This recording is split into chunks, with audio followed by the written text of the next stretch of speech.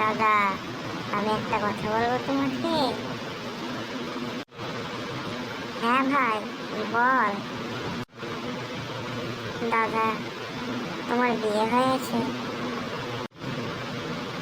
কেন রে, তোর আবার কি সমস্যা হলো? আমার বিয়ে হয়েছে কি হয়নি তুই জিজ্ঞাসা করছিস হঠাৎ করে?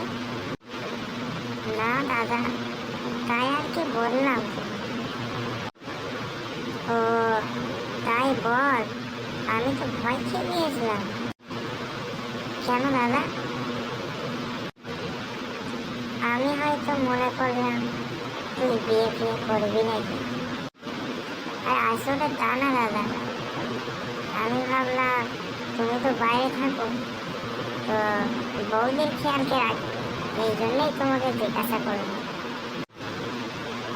ও, এই ব্যাপার তাহলে। না, আমি তো এই সপ্তাহের পরে চলে যাব। তাহলে দাদা, আমি বউদের খেয়াল রাখবো। ঠিক আছে, তাই হবে। তোর বউদের কিন্তু খেয়াল রাখিস ভালো করে। আমি কিন্তু তাকে কোনো নজরে রাখিনি। আরে দাদা, তুমি এই নিয়ে টেনশন করছো কেন? আমি তো আছি। বৌদিকে দিনে দুপুরে রাতে সব সময় লাগাবো আমি।